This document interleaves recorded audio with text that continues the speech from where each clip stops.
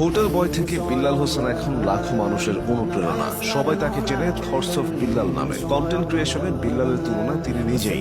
শুদ্ধ উচ্চারণে নান্দনিক ভঙ্গিতে কথা বলা বিল্লালকে অনুসরণ করে লক্ষ লক্ষ মানুষ। তার কথাগুলো মানুষকে ভাবায়, পথ চলতে অনুপ্রেরণা দেয়, কখনো আবার কঠিন বাস্তবতা শেখায়। বিল্লালের জীবনের গল্পটা নাটকের চেয়ে নাটকীয়। অর্থের অভাবে তিনি পড়াশোনা শেষ করতে পারেননি, অথচ এখন মাসিক ইনকাম 15 লাখ টাকা। শুরুতে কফি তৈরির ভিডিও বানাতেন, ভালো সারা পেয়ে চাকরি ছেড়ে দেন। এখন ক্যামেরাম্যানকে লাখ টাকা বেতন দেন। শুনতে যতটা সহজ লাগছে, বাস্তবতা ছিল ততটাই কঠিন। বিল্লাল হোসেনের শূন্য থেকে শিখরে ওঠার যাত্রা সম্পর্কে জেনে নিন।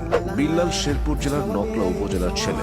এখানকার হুজুরিকান্দের গ্রামে তার জন্ম ও বেড়ে ওঠা। বিল্লালের বাবা মরহুম আবুল কালাম ও মা মজিদা খাতুন। তিনি এইচএসসি পাশ করেছেন চন্দ্রকোনা ডিগ্রি কলেজ থেকে। এরপর জাতীয় বিশ্ববিদ্যালয় থেকে গণিতে অনার্স শুরু করেছিলেন। তবে আর্থিক অসচ্ছলতার কারণে পড়াশোনা এগিয়ে নিতে পারেননি। বিল্লালের ইচ্ছা ছিল গণিত শিক্ষক হবেন, তবে সেই স্বপ্ন অধরা রেখে কর্মজীবনে নামতে হয়, কারণ পরিবারের হাল ধরা জরুরি হয়ে পড়েছিল।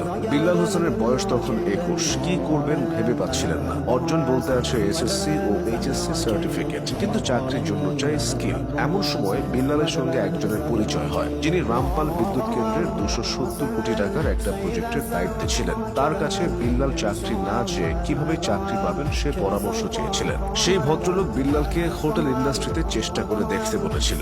কে জানতো এখান থেকেই বিল্লালের জীবন বদলে যাওয়ার শুরুটা হবে।